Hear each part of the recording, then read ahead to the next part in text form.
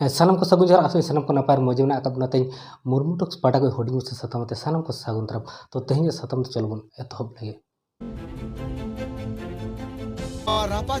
झारखंड राज्य में संथाली भाषा को द्वितीय राजभाषा का दर्जा प्राप्त है। स्कूलों में संथाली भाषा को संथाल बच्चों के लिए पाठन पठन का माध्यम बनाया जाए एवं संथाली भाषा की लिपि औलचिकी को नहीं अपनाकर संथाली भाषा को देवनागरी या रोमन में लिपिबद्ध किया जाए, क्योंकि झारखंड के संथाल परगना में औलचिकी लिपि से लोग अनभिज्ञ हैं। संथाल क्षेत्र में संथाली भाषा देवनागरी अथवा रोमन में लिखा जाता है, अतः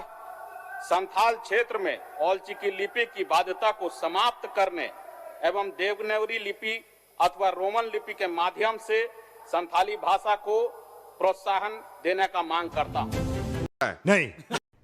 अरे कहना क्या चाहते हो? नहीं, मैं नहीं मानता। तेहें संताड़ परगना से जहाँ डुमका बन मेता कना ओंडे किछुगन स्टूडेंट ऑलचिकी को विरोधिया, मेनखान उनका चेद को विरोधिया, चेदा को विरोधिदा ओना गोटा से पुष्टव सही कारण दो बाको उल्लेख दड़े कर रहो आदि आयमा कारण को लाई लगी देखना। आदि आयमा कारण मुद्रे नोका को मेना जे ओना दो पंडित रघुनाथ मुर्मू दो उड़ीसा रे ताहे कना से उड़ीसा रे ओना ताहेनो आले नोडे ओना ते पुष्टव से भाषा ना विकृति हुआ से नोकन आयमा कथा को मेना मेनखान इदो उनको कारण रे तो बन चला। कारण उनको दो ओंडे जहाँ को आंदोलन से को विरोध ओना मुद्रे आदि आयमा के बाको बड़ाय जे ऑलचिकी तो चेद कना से ओते अब चेद हुआ। कारण जुदी बन नेला रांची यूनिवर्सिटी डुमका कॉलेज गोटाई के सानताली मेना आकादा माने ओना तो पढ़ाव दाड़ेया, मेनखान सानताड़ी जहाँ स्क्रिप्ट मैंने दो ऑलचिकी जहाँ पंडित रघुनाथ मुर्मू 1925 साल रे बनाव का आया 20 साल उम्र रे ओना ओंडे बाको चलाव छो, मेनखान भाषा तो चला जहाँ पारसी के ओना तो चला मेना को बांगमा अंतेना रोड सा आले रोड बांग मेसा, किंतु मिट्टी इलाका भेद खन और मिटिंग इलाका ना सराउंडिंग बोलो लेन खान से मीटिंग टोठा को आर मिटंग टोठा सेन लेखान आड़ांग रोड नासे दो हानते नाते गया तारपरे नोआ दो बांग कना जे इलाका भेद रे स्क्रिप्ट हो बदलवा। तेहें आको जहाँ को डिमांड आ जे रोमान से देवनागरी तक ओला, मेनखान ओना हो तो जहाँ को बनाव ले निश्चय आको अंडर दो बाको बनाव का ताला ओना दो चेदा को अपना रे। कारण नोआ गलमराव दो नोडे दो बांग कना नुकु दो को गलमराव हो चेत को सको रोड चेत को नोआ दो चार देवाल भीतर रेना गलमराव नुकु माध्यम तको बाहर को ओडोकया। कारण उनको जहाँ विरोध ना कारण को उदुग कदा ओकाटा कारण हो जुक्ति जुक्तो बानु ओका तको चेदा से उनको को मेनका नोडे संताल परगना रे हुल हुई लेना उड़ीसा रे बांग हुई लेना, मेनखान ओना लका जति मेन हुआ उड़ीसा लातार रे बे ऑफ बेंगल मेना आका तें डुमका रे बानुआ चेदा उड़ीसा रे भुवनेश्वर मेना आकादा डुमका रे बानुआ चेदा ना को क्वेश्चन दो बांग ना दो ज्ञान बढ़ती बढ़ती जखन सियानो आए उन नौकना बेबाड़ी कुकली को दिसम ताला को सदरा नुकु के अब ना विरोध करते एनएम बाको एम दाड़ेयाबन कना एम आको जे जहाँ कम्युनिटी निजस्व पारसी साथे ऑल अल्फाबेट मेना आकादा 30 टी अल्फाबेट मेना आकादा साथे उन सपोर्ट लगिते मजते गढ़न लगिते जहाँ आरो मोड़े गोटांग मेना आका ओना को विरोध मेनखान सार सादल तो को आतंगे रोमान और देवनागरी बांगमा ओना तो पुष्टा तकुआ तो नो हातो धारते हाताव जहाँ बंग जहाँ हाताव कते आमेम चर्चा कना से आमेम आमा गियान ᱨᱮᱭᱟᱜ ᱵᱷᱟᱱᱰᱟᱨᱮᱢ ᱛᱮᱭᱟᱨ ᱞᱟᱹᱜᱤᱫᱚᱜ ᱠᱟᱱᱟ ᱢᱮᱱᱠᱷᱟन ᱟᱢᱟᱜ ᱡᱟᱦᱟᱸ ᱢᱮᱱᱟᱜ ᱟᱠᱟᱫ ᱛᱟᱢᱟ ᱚᱱᱟᱜᱮ ᱡᱩᱫᱤᱢ ᱡᱚᱜᱟᱣ ᱡᱚᱛᱚᱱᱟ ᱟᱢᱟᱜ ᱫᱤᱥᱚᱢ ᱨᱮ ᱩᱯᱨᱩᱢ ᱟᱢᱟᱜ ᱯᱚᱨᱤᱪᱚᱭ ᱟᱨᱦᱚᱸ ᱱᱟᱯᱟᱭᱚᱜ ᱛᱟᱢᱟ ᱛᱮᱦᱮᱧ ᱜᱩᱱᱤᱢᱟᱱᱤ ᱠᱚ ᱫᱤᱥᱚᱢ ᱯᱟᱨᱚᱢ ᱫᱤᱥᱚᱢ ᱱᱚᱣᱟ ᱵᱟᱨᱮ ᱛᱮᱠᱚ ᱪᱚᱨᱪᱟᱭᱮᱫᱼᱟ ᱯᱟᱥᱱᱟᱣᱮᱫᱼᱟ ᱫᱤᱥᱚᱢ ᱦᱚᱲ ᱠᱚ ᱵᱟᱲᱟᱭᱮᱫᱼᱟ ᱥᱮᱠᱚ ᱵᱩᱡᱮᱫᱼᱟ ᱡᱮ ᱥᱟᱱᱛᱟᱲ ᱢᱮᱱᱛᱮ ᱠᱚᱢᱤউᱱᱤᱴᱤ ᱢᱮᱱᱟᱜ ᱟᱠᱟᱫ ᱠᱚᱣᱟ ᱡᱟᱦᱟᱸᱭᱟᱜ ᱪᱤᱠᱤ ᱢᱮᱱᱟᱜ ᱛᱟᱠᱚᱣᱟ ᱡᱟᱦᱟᱸ ᱧᱩᱛᱩᱢ ᱠᱟᱱᱟ ᱚᱞᱪᱤᱠᱤ ᱠᱤᱱᱛᱩ ᱩᱱᱠᱩ ᱠᱚ ᱢᱮᱱᱮᱫᱼᱟ ᱚᱱᱟ ᱫᱚ ᱚᱸᱰᱮ ᱜᱮ ᱞᱟᱹᱜᱤ ᱦᱚᱪᱚ ᱠᱤᱱᱛᱩ ᱡᱟᱦᱟᱸᱭ ᱚᱸᱰे ᱟᱱᱫᱳᱞᱚᱱ ᱨᱮ ᱢᱮᱱᱟᱜ ᱟᱠᱟᱫ ᱠᱚᱣᱟ ᱢᱤᱢᱤᱫᱴᱟᱝ ᱫᱚ ᱧᱮᱞ ᱛᱮᱠᱚ ᱢᱚᱱᱮᱜ ᱠᱟᱱᱟ ᱡᱮ ᱩᱱᱠᱩ ᱫᱚ ᱥᱴᱩᱰᱮন্ট ᱜᱮ ᱵᱟᱝ ᱠᱟᱱᱟ ᱠᱚ ᱪᱮᱫᱟᱜ ᱥᱮ ᱢᱤᱫᱴᱟᱝ ᱡᱮ ᱮᱡ ᱮ ᱥᱴᱩᱰᱮন্ট ᱡᱩᱫᱤ ᱢᱤᱫᱴᱤᱡ ᱟন্ডার গ্রাজুয়েট ᱦᱩᱭᱩᱜ ᱯᱳস্ᱴ গ্রাজুয়েট ᱦᱩᱭᱩᱜ ᱢᱤᱫᱴᱟᱝ ᱪᱤᱠᱤ ᱩᱨᱩᱢ ᱛᱮᱫᱚ ᱵᱟᱹᱲᱛᱤ ᱴᱟइम ᱫᱚ ᱵᱟᱝ ᱞᱟᱜᱟᱜ ᱛᱟᱭᱟ ᱚᱱᱟ ᱨᱮᱱᱟᱜ ᱜᱨᱟᱢᱮᱴᱤᱠᱮᱞ समस्या बाढ़ाई तेदो सेना तेदो बेसी टाइम तो मान लगाते हैं तबे सानताड़ी भाषा दम अपनार के उन चिकी दो बम अपनारे कारण दो चेत कना आम तो जहाँ चिकी व्यवहारित किया तो जहाँ कान तमा ओनागे अपनार मिसे और जदि अपनार बम दाड़ेया आलम अपनारा विरोधम चेदा ओना कम्युनिटी तहे तो ओना विरोध जहाँ भागी कना आरो ओंडे एटा हड़ा भागी है ओंडे आमे विरोध चेदा कारण उनको आको के बाको बड़ा चेत को चिकाया असले उनको दो बाको खोज करना जे ऑलचिकी ने प्रचार हुमा ओना दे विरोध करते उनको दिसम रे हट्टे लाई लगिदो कना को जे नवा दो बेबड़ी किया जहां विधायक कम के से नवा दो स्टूडेंट को भविष्य बाड़ी जो मेनखान उनिया पद तिना दिन तहन दे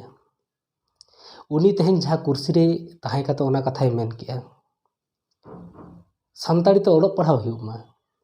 मेनखान आखर दो तहन मा रोमान किंबा देवनागरी सोच तिना घटिया सोच तहलका नोकना भावना मानमिया मने रे हिजुआ तिना साइकोलॉजी प्रॉब्लम तहलन खान नोंकना उन्हार हिजुआ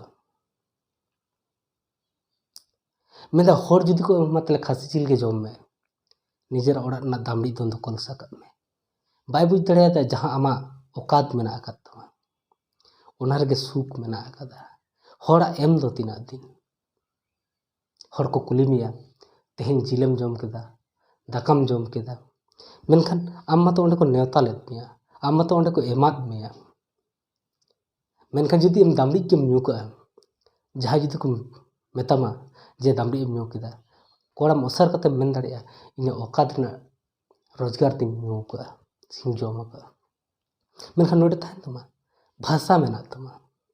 चिकी मेना तमा मेनखान बाम अपनार लगी दो कना माने तीना घटिया सोच मेनखान तीना गान को आंदोलन नासे गान नुकु एलावर ना कोनो लाक्ति के बांग कना कारण जुदी बन नेला दिसम से बन कोयोगा जे भारत में समय न्यूक्लियर फैमिली दिसम हिसाब ते बाको हतावे कना तेन चीने विरोध एदा तहन मेनखान चीन की अटकाव दाड़ेया तहन बाय दाड़ेया कदा भारत सेलेद नागासाकी हिरोशिमा रे जहाँ बम को गिडी लिया अमेरिका जहाँ गिडी लिया तार माने कि मादाम कुरी पियर कुरी बन दोष की ना चेदा से उनकिन तेजस्क्रिय किन आविष्कार लेदा बांग तेहन चेरनोबिल रे जहाँ दुर्घटना घटाव लेना तार माने कि ओंडेना न्यूक्लियर रिएक्टर दोका बा अब जहाँ रेल दुर्घटना घटावेना तार माने कि रेल बन बंद का बांग प्रॉब्लम हुआ ओना सॉल्यूशन ओडक हुआ समाधान ओडक हुआ नय जहाँ सानताड़ी मीडियम ते जुदी जहाँ स्टूडेंट पढ़ा सना को पढ़ाओ चुको एबार मिमिटांग माध्यम कना मिमिटांग माध्यम चलका हिंदी स्कूल ते जहाँ को पढ़ा ओना तो हिंदी माध्यम स्कूल हुआ उनी स्कूल दो सर्टिफिकेट में जहाँ बोर्ड अंडर रे तहां कते मिटा बोर्ड अंडर रे तहां कते उनी सर्टिफिकेट इशूया एबार जहाँ इंग्लिश माध्यम स्कूल कना ओना दो उनको मूल सब्जेक्ट तहन तक इंग्लिश तार मान नोआ दो बांग कना जे ओंडे बांग्ला बम हताव दाड़ेया तार नोआ दो बांग कना जे ओंडे हिंदी बम हताव दाड़ेया सेम हिंदी क्षेत्र रहो सेम बांग्ला क्षेत्र रहो सेम सानताली माध्यम क्षेत्र रहो एबार सानताल ते पढ़ाव लेन खान जे अंक रेना जहाँ रूल ए प्लस बी तार होल स्क्वायर समान A square plus 2ab plus B square नोआ सूत्र जो बदलो है नोआ दो बांग कना केवल रेना माध्यम ते बदलो फिजिक्स ना जहाँ थ्योरम को मेना अकादा ओना की बदलोगा साइंटिस्ट को बदलोगा बांग को बदलोगा केवल पढ़ाओ रना माध्यम बदलोगा और जहाँ तीन लाटू इदिया जहाँ तीन मांग इदिया ऑटोमेटिकली जहाँ वर्ल्ड रना कम्युनिकेशन लगी ते जहाँ लैंग्वेज को दरकार ओना को निजेतेम अपनारा तेज भारतीय वैज्ञानिक चंद्रयान 3 जहाँ लॉन्च करते गापा मियांग उनको जहाँ लैंडर विक्रम आड़गोन लगी चांद पोल रे जहाँ दिसोम एटा दिसोम उन्हार काते रहो जहाँ आवरी को कराव दाड़िया तेहन ऑलरेडी चंद्रयान 2 जहाँ लैंड बाय दाड़िया तेहन किंतु ऑर्बिट रे आया छापे दोहो लेदा और तेहन ओंडे सेम चंद्रयान 3 को भेजा गया तार मध्य तिरला को एनएम आडी मेना अकादा अकोय दो कंट्रोल यूनिट रे मेना अकाद को अकोय दो प्रोजेक्ट साव को कामी कना मेनखान आडी बेसी के मेना को साउथ इंडिया रे ताले कि नवा बन मेना जे हिंदी और इंग्लिश नवा छड़ा सेचेत बनुआ से जहाँ हिंदी इंग्लिश को दाड़े लेखन के उनको दो इंटेलिजेंट गया को चेलका चश्मा हरो लेखन के चेलका इंटेलिजेंट बाको हुआ उनिया मेद हो बाड़ी तहे दाड़ेया सेम नवा जिनिस ओनकन गया इंटेलिजेंस आईक्यू ओना गलमरा दो आडी भिना गया जहाँ बाय पढ़ा कना उनी हो मिटी सेचेत अकन हर खन भाली टैलेंट हुई दाड़ेया होयतो उनी हर बाको उदू कदे डहार बाय नाम कदा मेनखान उनिया जहाँ कैपेसिटी मेनाते आडी भागी मेना करते तेहन उनको जहाँ को आंदोलन उनको इनी नवा बाको बड़ाया उनको जहाँ विरोध रना कारण को दर्शावे से को उदूदा उनको नवा बाको सोचदा जे आको जहाँ को उन्हारिया जे ना दो ज्ञान पापी होड़ा उन्हार से सियान पापी होड़ा उन्हार ज्ञान पापी दो उनको कना हो जहाँ ज्ञान बढ़ती इदिया ज्ञान को पंजा इदिया और सियान पापी दो को कना जहाँ तीना ज्ञान को बड़ाया भागी ज्ञान मेना को मेनखान उनको को ध्वंस इदिया बाड़ी इदिया तेहन कश्मीर रे भारतीय पताका मांग रखा बना तहन मेनखान 370 धारा तो अचोएना आर्टिकल 15 हो अचोएना भारत रेना जहाँ कश्मीर अब भारत दिसोम रेना जहाँ तिरंगा ओंडे ओना रकाबेना जहाँ उनको आलादा संविधान को चालुया तहन ओना बंदोयना चिकाते हुईना कारण ओंडे जहाँ उग्रवाद ताहे कना ओना ओंडे युवा शक्ति माने जुआन को मांग हेज काते ओना को खंडन हो चुकिया ओंडे जहाँ ईंधन को जोगावे तहन कहते अलकायदा तालिबान नोकाने मन को जहाँ मेना को जैसी मोहम्मद नुकु दो सम पाटा खन दो मिमिटांग ललो हातांग गोष्ठी कना तेहन जहाँ दिसम उनको सपोर्टेड को तहन आईएसआई से पाकिस्तान उनको तेहन को धार काते दिन चला कान तको जहाँ को समुद्र बंदर मेना तको चीन ठे बंधक काते मेना तको चेदा कारण उनको भारत तायम रे लगाव काते भारत साव बेबाड़ी आचरण ते नौका को आचरण जोंगा कना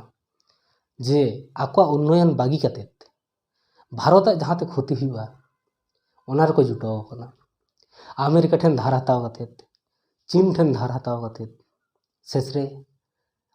चीन दिसोम आको दिसोम तालाते हर डहारे बनाव लगी का उनी बाको बना दाड़ेया चेदा से उनिया जहाँ धार टाका उनी मेटाव बाय दाड़ेया कना ठीक तेहन जहाँ मी जुड़गन को आंदोलनिया नुकुआ हो सोच ठीक उनका गे ना पिछन रे जहाँ रे आडी आडी आयमा हर सपोर्ट को जे मांग तबन मा अबुआ चिकी अबुआ पारसी सावते ओना हो लहा चला मा ओंडे नीन काटी गन उनको को ओरेया मेनखान नवा के आदो टेका आकार को विरोधिता संताल पारगना उनको को मेना जे नोडे हुल हुइलेनते उड़ीसा रो हुल हुइवा नवा के कोनो विरोध ना रीजन कना से कारण कना मिद समय इंग्रेज को पुलिया खन को लागा भगाव लेट को मिद समय एकदम इंग्रेज बाको ताहे कना मी अक्तो धारी जहाँ या नेतृत्व ते उनी ᱧᱩᱛᱩᱢ दो ताहे कानते खिलू हेम्ब्रम मेनखा उनी की ओनाय सोच लेदा जे नोडे इन मेनिया इंगे से इरेन हड़गे ओंडे तो आरो जहाँ को गोड़वा दिया ताहे ओना सोच के मिटे ताहे कना जे उनको लागा को हुआ उनको कैदी को आजाद कर को ताहे उनकुआ ट्रेजरी को आतकिर लेआ उन्हें ᱫᱚ ᱡᱟᱦᱟᱸ ᱟᱠᱚᱣᱟᱜ ᱠᱷᱟᱡᱟᱱᱟ ᱛᱟᱦᱮᱱ ᱛᱟᱠᱚ ᱚᱱᱟ ᱠᱚ ᱞᱩᱴ ᱞᱮᱜᱼᱟ ᱱᱚᱣᱟ ᱠᱚ उनकुआ संगबद्ध मिट्टी जोट ताहे कानते तेज उना संगबद्ध जोट रे मिद बार हर जदि को बाड़ीजा उनको दो चेत को चिका दाड़िया तेज बेंगल रे हुआ गापा बिहार रे हुआ जमशेदपुर हो चलुआ ताले आम डुमका चिकाते मटकाव दाड़िया काट के आम बाम गान दाड़िया तेज जहां मारांडी गमके मेने जे नोआते स्टूडेंट को इन फ्यूचर भविष्य बाड़ीजुआ नेता को कमी हुई कना आमको लड़ाई हो चुमिया पढ़ाओ दो पढ़ाओ चुमिया चिता से पढ़ाओ लेखन हम क्वेश्चन दाड़े को आको सॉल्यूशन बाको एम दाड़े तेज अब निजस्व कम्युनिटी बात करते एटा कम्युनिटी हर नवा बारे तो को पढ़ा कना पढ़ा लागिदो कना सेड़ा लागिदो कना को रिसर्च को मेनखान आम मी जुड़ हुई केते ओनाम और लागिदो कना आखिर आमा मकसद दो चेक कान तावा बड़े नवा दो मिटंग चार देवाल भीतर रना गालमाराव ओंडे को पुस्ताव कते को लई होचोए मेनखान जहाँ रे बिटी ग्रेजुएट स्टूडेंट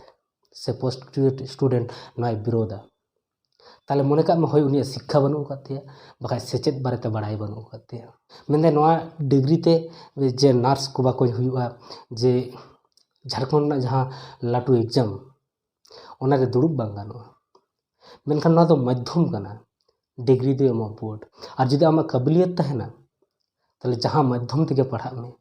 आम दो ओंडे क्रेक दाड़िया से पास दाड़िया से आम आमा जहाँ नाम ना लगते ओनाम नामा चेदा से जहाँ मध्यम तेगेम पढ़ा